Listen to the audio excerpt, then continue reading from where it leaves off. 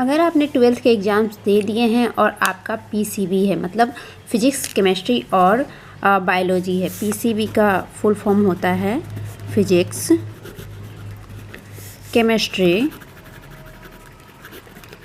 And biology. Okay, मुझे लगता है जितने भी बायोलॉजी वाले लोग हैं, जितने भी स्टूडेंट्स हैं, उन्हें पता है कि पीसीबी क्या होता है।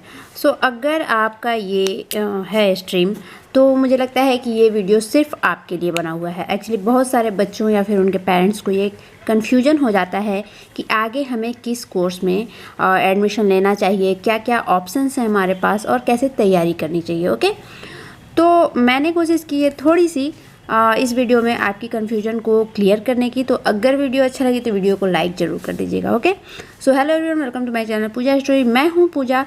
तो चलिए स्टार्ट करते हैं आज का वीडियो। सबसे पहले तो ये चीज़ कोई क्लियर नहीं करता है जो मैं आज क्लियर कर रही हूँ। सबसे पहले तो ये समझ लीजिए कि how much time we can spend, मतलब हम कितना टाइम खर्च कर सकते हैं अपने आगे की स्टडीज़ के लिए। एक्चुअली बायोलॉजी एक बहुत ही बृहद सब्जेक्ट है और इसमें बहुत स्कोप है आपके करियर के लिए। लेकिन सबसे ज़रूरी क्वेश्चन हमारे पास ये अराइज हो जाता है, ये उठ जाता है कि हम कितना टाइम, कितना समय अपना आगे की स्टडीज़ के लिए हम लगा सकते हैं। ये आपको क्लियर करना बहुत ज़रूरी है, क्योंकि अगर ये क्लियर नहीं करते हैं तो आगे चल के आपको बहुत सारी प्रॉब्लम्स होने वाली है। आप सोचेंगे कि ये चीज़ मैं कर लूँ और उसमें अगर टाइम ज़्यादा लगने लगता है तो फिर अब क्या करूँ, ऐसे बहुत सारे कन्फ्यूजन हो जाते हैं। तो सबसे पहले ये समझ लीजिए या ये डिसाइड कर लीजिए कि आप कितना टाइम लगा सकते हैं। अपने पेरेंट्स से डिस्कस कीजिए, अपने आसपास दोस्तों से डिस्कस कीजिए, खुद को समझने की कोशिश कीजिए कि आपके पास कितना टाइम है। अगर ये चीज़ आप क्लियर नहीं करते हैं तो आपको बायोलॉजी के साथ थोड़ी मुश्किल आ सकती है, मुझे लगता है। तो पहला देखा जाए तो डिग्री कोर्सेज होते हैं 3 साल के, ठीक है। फिर इसमें 4 साल के भी कोर्सेज हैं बायोलॉजी के साथ, 5 साल के भी कोर्सेज हैं, 6 साल के भी कोर्सेज हैं और 10 ईयर्स प्लस मोर के भी कोर्सेज हैं, ठीक है।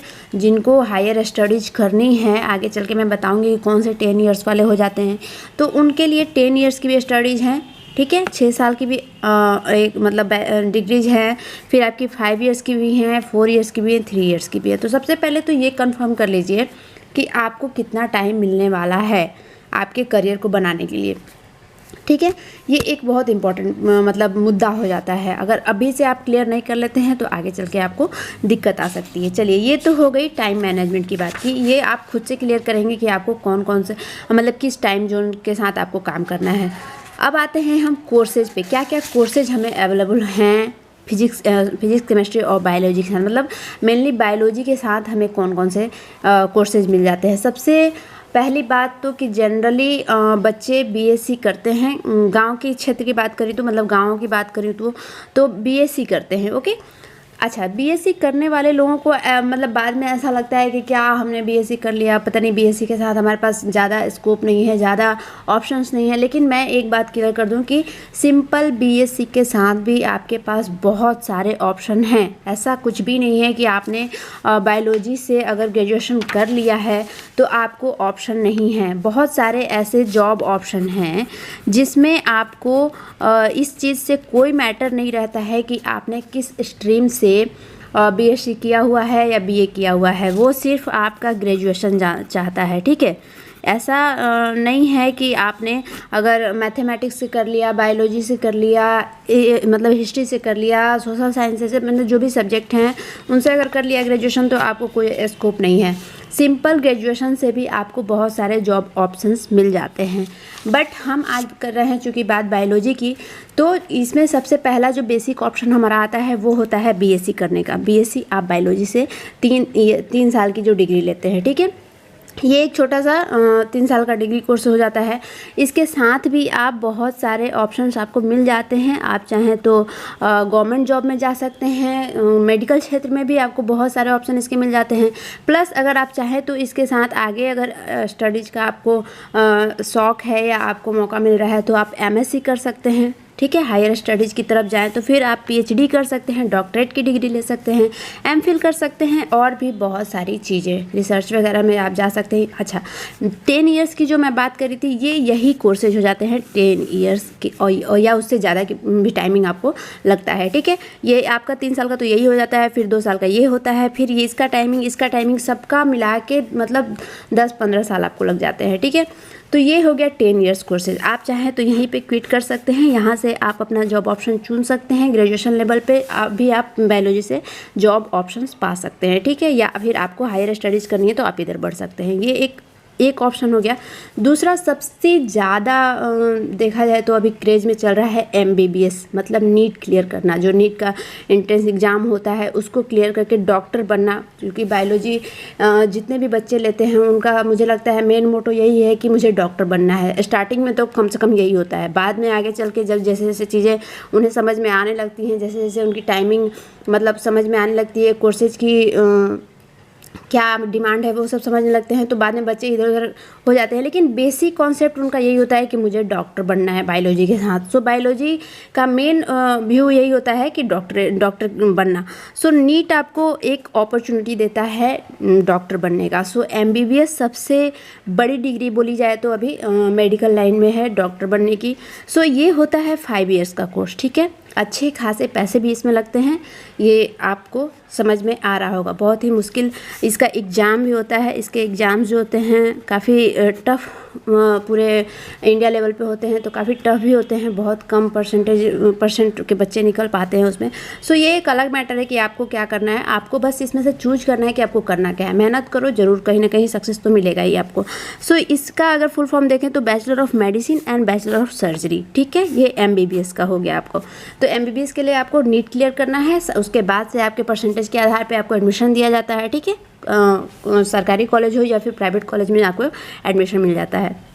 ये एक हो गया आपका MBBS की डिग्री। दूसरा आता है BDS भी आपको नीट ही अरेंज करके देता है। सो 5 ईयर्स का ये भी होता है, बैचलर इन डेंटल साइंस। दांतों के डॉक्टर BDS करते हैं, ठीक है। जो दांतों के डॉक्टर हैं, अक्सर आपने डॉक्टर्स जहाँ भी डॉक्टर्स होते हैं या बैठते हैं वहाँ पे बोर्ड में उनकी डिग्री लिखी रहती है, तो कभी ध्यान दीजिएगा। तो ये BDS होते हैं, ठीक है। उसके बाद से आपको एक ऑप्शन मिल जाता है BAMS, ठीक है, bachelor of Ayurvedic medicine and surgery. ये 4.5 मतलब 4.5 साल का कोर्स होता है। 1 ईयर आपको 1 साल आपको ट्रेनिंग करना पड़ता है, ठीक है। सो अगला अगर देखें तो ये है BHMS, bachelor of homeopathic medicine and surgery. ये होम्योपैथिक का है, ये होम्योपैथिक से जुड़ा हुआ है, तो ये भी सेम है, इसके जितना ही इसमें टाइमिंग लगने वाला है। सो एक अगला है BUMS देखें तो बैचलर ऑफ यूनानी मेडिसिन एंड सर्जरी। ये भी बहुत फेमस है, यूनानी पद्धति से जो चिकित्सा होती है वो भी हमारे इंडिया में काफ़ी फेमस है।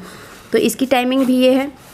B फार्मा, ये बहुत ही क्रेज वाला मुझे लगता है कोर्स है। बहुत बच्चे B फार्म करते हैं। सो B फार्म एक्चुअली 4 ईयर्स का कोर्स हो जाता है और बहुत ही अच्छे तरीके से बच्चे कर लेते हैं। इसमें दिक्कत नहीं आती है, थोड़े से पैसे लगते हैं, प्लस एडमिशन अच्छे कॉलेज में आपकी हो जाए तो अच्छे से आप ये कर सकते हैं। सो बैचलर इन फार्मेसी इसका फुल फॉर्म होता है, आप ये भी कर सकते हैं। बहुत ही अच्छा ऑप्शन है आपके करियर के लिए। सो PharmD देखें तो ये एक पोस्ट ग्रेजुएट लेवल का कोर्स हो जाता है। तो डॉक्टर इन फार्मेसी, आपको फार्मेसी में डॉक्टर की डिग्री मिल जाती है। 5 साल का ये कोर्स होता है, 1 साल आपको और देने होते हैं। अगला देखें तो BASPL यानी bachelor of audiology speech language pathology, मतलब स्पीच और हियरिंग, मतलब बोलने और सुनने में जिसको डिसऑर्डर होता है मतलब उनको ठीक करने के लिए ये कोर्स आप कर सकते हैं। उनकी देख रेख करने के लिए या डॉक्टर उनके डॉक्टर बनने के लिए आप बोल सकते हैं। सो अगला देखिए BSMS यानी बैचलर इन सिद्धा मेडिसिन एंड सर्जरी। ये भी एक पद्धति है हमारे यहाँ सिद्धा मेडिसिन।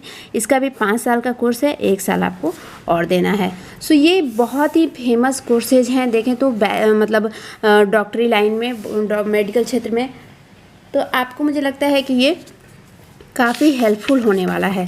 सो अभी हम आते हैं और कोर्सेज पे, कौन कौन से कोर्सेज हमारे और मिलने वाले हैं। अगला कोर्स एक और होता है BNYS यानी bachelor of neuropathy and yoga. ये भी बहुत ही इम्पॉर्टेंट है, बहुत ही चलन में है और आगे चल के इसमें बहुत ज़्यादा स्कोप मिलने वाला है। सो अगर किसी को भी अपने फिटनेस को लेके, योगा को लेके कोई भी कंसर्न है, बच्चे अगर इस लाइन में जाना चाहते हैं तो मुझे लगता है वो इस कोर्स को ज्वाइन कर सकते हैं। कुछ और कोर्सेज जो बहुत ही ज़्यादा फेमस हैं बायोलॉजी के साथ, वो भी मैं लेके आई हूँ, आप चाहें तो उनको चेक कर सकते हैं। सो पहला अगर देखें तो बैचलर ऑफ वेटरनरी साइंस यानी एनिमल्स के जो डॉक्टर होते हैं, वेटरनरी डॉक्टर जो होते हैं, उनका भी आप कोर्स कर सकते हैं। ये भी 5 साल का होता है, ये भी बहुत टफ कोर्स है, इतना आसान नहीं है। सो अगला देखिए बीटेक कर सकते हैं, जेनेटिक इंजीनियरिंग में बीटेक कर सकते हैं, BSc यानी फूड साइंस में।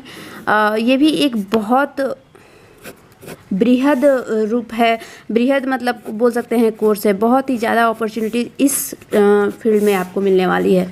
सो बैचलर इन न्यूरो साइंस, ये भी एक अच्छा कोर्स है। BSc इन न्यूट्रिशनल बायोलॉजी, जो खान पान से संबंधित चीज़ें होती हैं, जो उसके जो डॉक्टर होते हैं जांच करने वाले, वो सब ये सारे कोर्सेज करते हैं। So bachelor in molecular biology, bachelor in biochemistry and cell biology, bachelor in microbiology, BSc in nursing. ये अभी सबसे ज़्यादा चलन में अभी है, लड़कियों के लिए, लड़कों के लिए ये बहुत ही ज़्यादा मतलब अभी क्रेज इसका बढ़ा हुआ है। सो BSc नर्सिंग बहुत सारे बच्चे कर रहे हैं, तो ये भी आप सोच सकते हैं।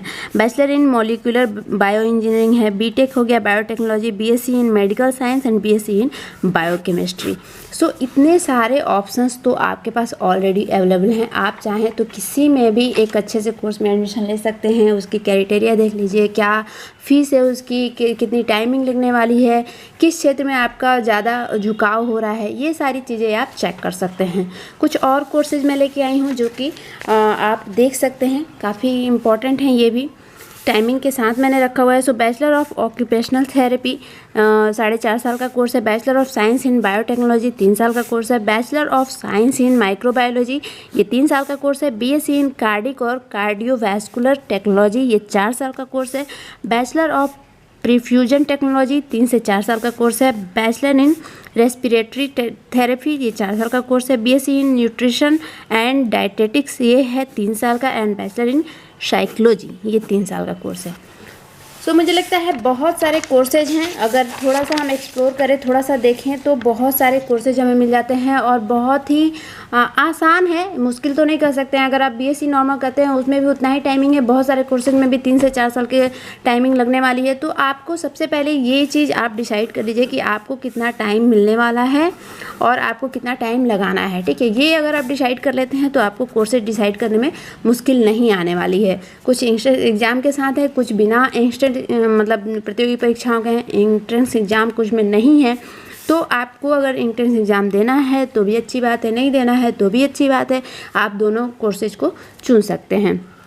तो ये मेरा छोटा सा वीडियो था। आई होप वीडियो आपको समझ में आया होगा, अच्छा लगा होगा। और वीडियो अच्छा लगा हो तो वीडियो को लाइक कर दीजिए, शेयर कर दीजिए।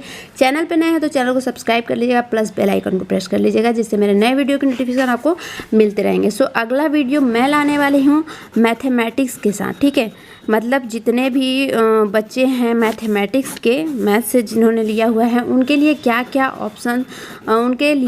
ऑप्शंस मिल जाते हैं 12th के बाद, ठीक है। तो अगला वीडियो मैं इसी पे लाने वाली हूँ। तो मिलते हैं नेक्स्ट वीडियो में, तब तक के लिए सी यू, बाय।